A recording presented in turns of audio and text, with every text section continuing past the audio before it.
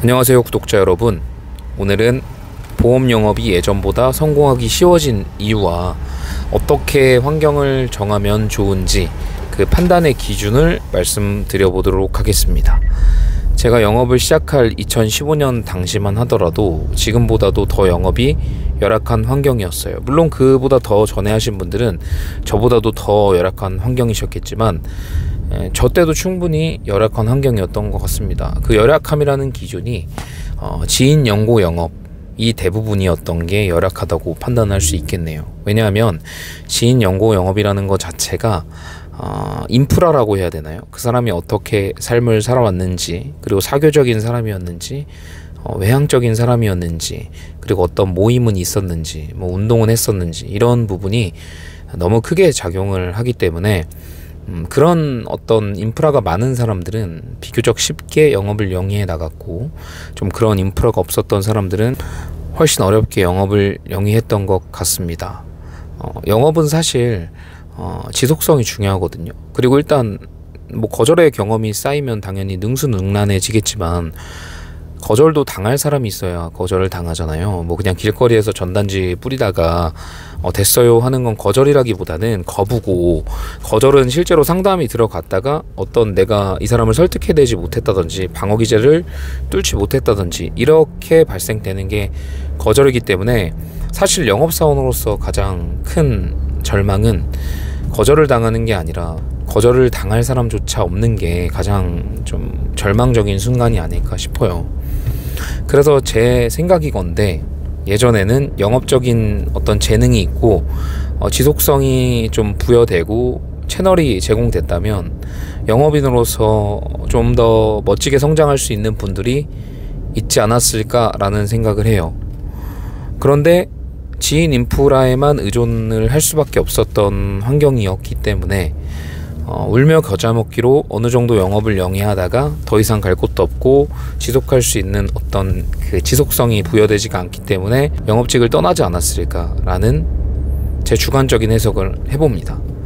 그런데 요즘에는 좀 상황이 많이 달라졌죠. 온라인 영업도 생기고 DB 영업도 생기고, 뭐 개청 영업은 예전부터 있긴 했지만 뭐 어찌됐든 그런 여러가지 영업 방식들이 존재하는데, 특히나 DB 영업과 온라인 영업이 너무 많이 성행하고 있죠. DB 영업이란 그렇습니다. 내가 타지에서 있든 뭐 어디에 있든 어떤 소속이든 뭐 어떤 출신이든 관계없이 보험 상담을 받고 싶어하는 고객님들과 연결이 돼서 상담을 할 수 있는 영업 방식이죠. 비용이 든다는 측면이 어떻게 보면 단점일 수 있겠지만 저는 단점이라고 생각을 하지 않는 것은, 그 사람을 내 앞에 앉히기까지의 모든 과정과 노력과 비용과 시간을 DB 비용 하나로 축약돼서 구매를 하는 것이기 때문에, 영업을 잘하는 사람들한테 있어서는 정말 그것보다 더 좋은 레버리지는 없는 것 같다는 생각을 해요. 돈으로 시간을 사는 거죠. 내 앞에 앉아있는 이 고객님을 어떻게 상담을 하느냐에 따라서 그 짧은 40분에서 1시간 정도의 시간에 1000만원 이상의 커미션이 나올 수도 있는 게 DB 영업이기 때문에 몇만 원을 좀 비싸다라고 생각하는 거는 그만한 아웃풋을 내지 못하는 상태에서 영업을 시작했기 때문이라고 생각하고, 무엇보다 그 DB 하나를 받아내기 위해서 실제로 밖에 나가서 뛸 때 얼마나 많은 고생을 해야 되는지에 대한 개청 영업 경험이 없기 때문에 하는 생각이지 않을까 생각합니다.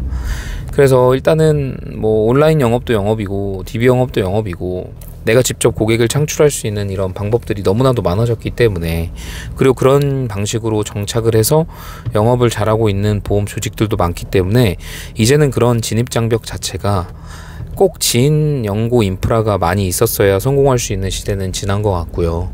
그래서 좀 첫 번째 관문은 좀 지나치지 않았나 라는 생각을 합니다.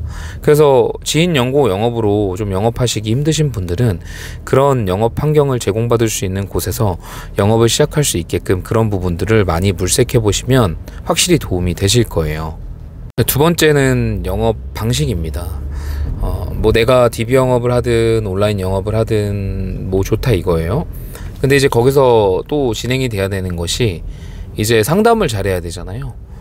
DB를 많이 샀는데 정작 미팅은 됐는데 계약이 안 나오면 또 속 터지는 일이잖아요. 그렇기 때문에 2차 미팅에서 계약이 바로 나올 수 있는 1차 미팅의 초회 상담, 그 자료들을 제대로 제공하고 있는지 또는 교육하고 있는지, 그런 매뉴얼이 있는지에 대한 부분이 굉장히 중요한 것 같습니다. 제가 이런 말씀을 드리는 이유 중에 하나가, 제가 처음에 보험 영업을 시작했던 하나손해보험이라는 원수사에서는 제가 개청 영업을 했을 때도 저에게 알려준 것이 하나도 없었고, 뭐 화법도 없었고, 그냥 제가 나가서 했던 거지만, 대리점도 아직도 그런 곳이 많은 것 같아요. 주먹구구식으로 그냥 나가서 미팅 잘 하고 와라, 그냥 기본적인 보험의 개념만 인식시켜 준 뒤에 그런 식으로 영업을 아직도 코칭하는 곳이 많은 것 같고, 꼭 GA가 아니더라도 개청 영업할 때도 있잖아요. 개청 영업도 반드시 성과가 나오는 개청 영업 방식이라는 게 존재하거든요. 그냥 나가서 전단지를 뿌리고 들어오는 게 아니라 고객의 개인정보를 받아서 상담까지 진행되고, 그리고 클로징을 미끼 상품으로 할 수 있는 방법 분명히 존재하는데, DB 영업도 그런 방식이 존재한다는 거예요. 근데 그런 것들을 알려주지 않고 그냥 콜 연습을 하고 DB 약속이 잡히면 그냥 상담 잘하고 와라, 그냥 다 깨버려라, 뭐 이런 식으로 주먹구구식으로 하는 곳들이 아직도 생각보다 많은 것 같아서 그런 부분을 좀 잘 살펴보셔야 되는 부분인 것 같아요. 상담이라는 거는 분명히 프로세스가 존재하고, 그리고 고객들은 혹시나 하는 마음으로 나오거든요. 근데 이제 혹시나가 역시나가 되어버리는 건 그런 상담 프로세스가 없기 때문이라고 생각을 해요. 고객 입장에서 상담을 받았을 때 그냥 누구나 다 할 수 있는 상투적인 얘기로 지루한 상담을 이어가는 설계사는 다시 만나봤자 도움이 되지 않을 거라고 생각을 할 거기 때문에 2차 미팅 때 그 상담의 자리에 나오지 않을 가능성이 높아지겠죠. 왜냐하면 고객 입장에서 그냥 뻔한 상담이 될 테니까요. 뻔한 상담에 자기 귀중한 시간을 빼서 나올 사람이 얼마나 있겠어요. 당연히 고객에게 무언가 제공될 거라는, 이익이 있을 수 있을 거라는 기대감과, 그리고 그런 상담에 대한 퀄리티가 제공이 돼야만 고객은 자기 시간을 써서라도 나올 겁니다. 소비자는 똑똑하잖아요. 본인에게 이익이 되거나 또는 이 사람을 만나지 않았을 때 무언가 피해가 되거나 이런 두 가지의 어떤 자기한테 직접적인 영향력이 있어야 나오게 되는데, 상담 프로세스 속에서 고객의 내리에 남을 수 있는 여러 가지 좀 핵심 포인트들이 꼭 있어야만 고객들과의 미팅 타율이 올라가고 계약 타율이 올라갈 겁니다. 그리고 내가 아직은 고객 간의 어떤 미팅에서 좀 클로징을 잘하지 못하는 사람이라고 한다면, 그런 경험은 실전 경험에서 가장 많이 얻을 수 있어요. 물론 이론적인 부분이 교육이 된 상태에서 부족하지 않은 모습으로 나가야겠지만, 부족하지 않은 상태에서 나간다고 하더라도 처음에는 무조건 다 거절을 겪을 수밖에 없기 때문에 그런 거절을 충분히 하면서도 지속할 수 있는 어떤 자본력, 이런 게 필요한데, FC들한테 직접적으로 DB를 구매하라고 한다든지 이런 방법도 제대로 알려주지 않으면서 이렇게 한다 보면 그런 금전적인 부분을 사실 감당할 수가 없기 때문에 지속성이 떨어질 수 있겠죠. 그래서 내가 이론적으로도 배우겠지만 성과가 더딜 수 있는 6개월 기간까지 그런 DB에 대한 제공을 지속해 줄 수 있는 그런 곳인지도 여러분들께서 살펴보시고 선택할 수 있을 만한 어떤 판단의 근거가 되었으면 합니다. 요즘에는 대리점 수수료도 많이 올라갔고 시책도 크게 전개하고 있기 때문에 사실 조금만 열심히 하셔서 제대로 된 시스템 속에서 제대로 된 교육을 받고 영업을 하시면 어느 정도 만족할 만한 소득을 대부분의 분들이 받아가실 수 있다고 생각해요. 지금 그 부분은 제가 봤을 때 그 정도는 1,000만 원 정도로 볼 수 있을 것 같아요. 그 정도는 노력을 하면 얼마든지 보통의 사람들도 받아갈 수 있는 급여라고 생각하고, 그 이상은 더 욕심이 있고 더 노력을 해야만 사실 가능한 수치입니다. 하지만 그 정도까지는 어느 정도 시스템이 밑받침이 되면 저는 가능하다고 생각을 해요. 그래서 보험회사를 선택하실 때 제가 지금 말씀드렸던 두 가지에 대해서 생각을 해보시고 결정하시면 좋을 것 같고요. 그리고 마지막으로 말씀드리고 싶은 한 가지는 비즈니스이기 때문에 정 때문에 이끌려서 계속 발전이 없는 곳에 남아있지 않기를 바란다는 부분입니다.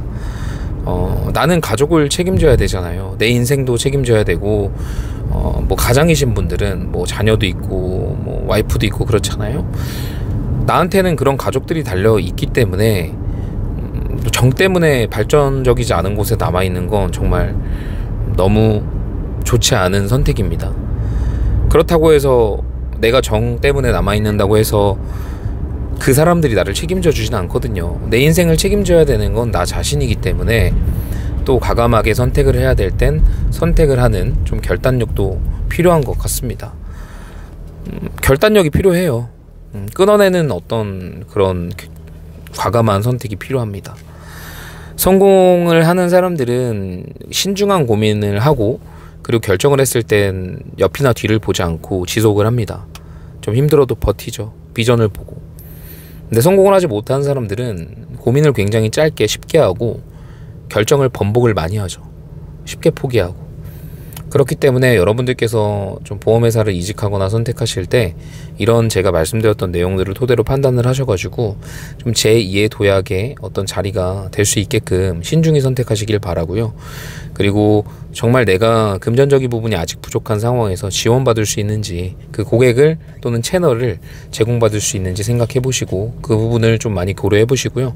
그리고 제공받았다고 할지라도 그 부분에 대해서 상담에 대한 자료나 교육들이 디테일하게 진행되는지도 한번 살펴보시고 하시면 좋을 것 같아요.